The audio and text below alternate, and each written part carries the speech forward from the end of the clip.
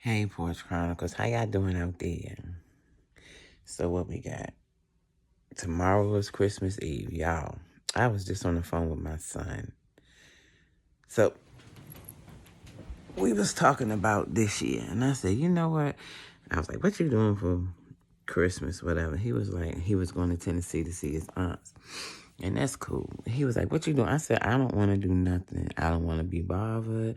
I don't even want to leave the house. I said, I cleaned up my room. We organized everything. And guess what I want? A pot of beans. He was like, a pot of beans? I said, yeah, I want some navy beans with some neck bones in it. And I want to paint and listen to Christmas music tomorrow. He was like, for real? I was like, yeah. This has been, like, okay, we was talking about, I said, this has been the best year and the worst year of my life, but not really the worst. Because, you know, losing my place, being in a bad relationship, still, I stayed in therapy. I stayed in my healing. I stayed in my zone. I lost that 75 pounds. I still need to lose more weight to get my surgery, but I'm not in a bad spot.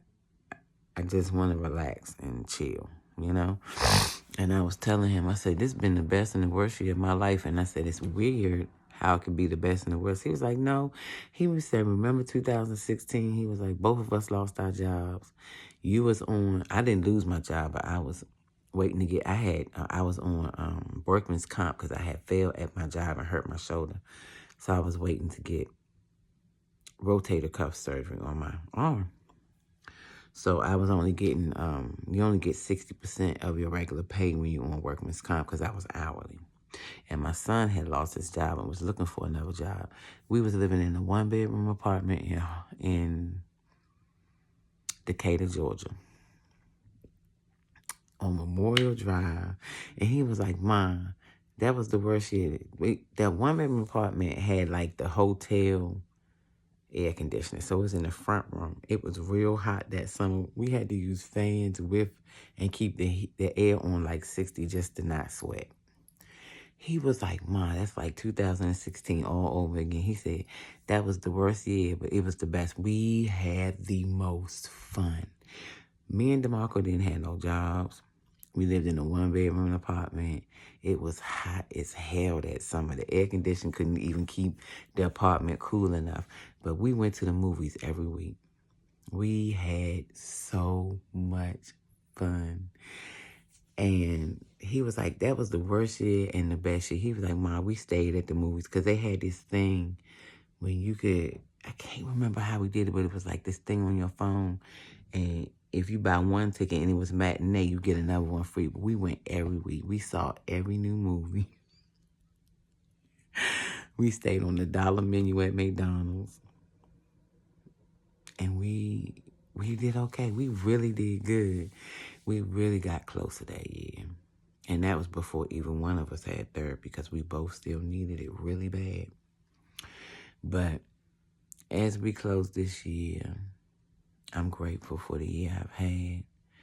I'm grateful for the peace that I'm in now. I'm grateful for losing it all and starting all over again. Because you never would have told me at 53 I would have the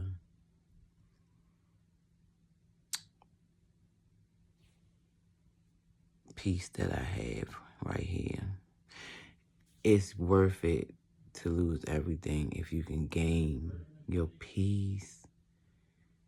I ain't never had this much peace in my life. I never knew that it was okay to be by myself. I never knew that I didn't have to do what everybody else thought I needed to do. I don't fit in society's quote unquote norm now. I go to the museum. I hang by myself. I go to school. I don't bother nobody. I don't need to be in the scene to be okay. I'm okay. I never realized I could have the emotional intelligence that I have now.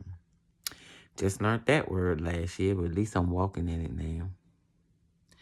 And I want everybody to know that I do love you, Porch Chronicles. I really do. Y'all be good out there. Don't eat too much. I love you, Porch Chronicles.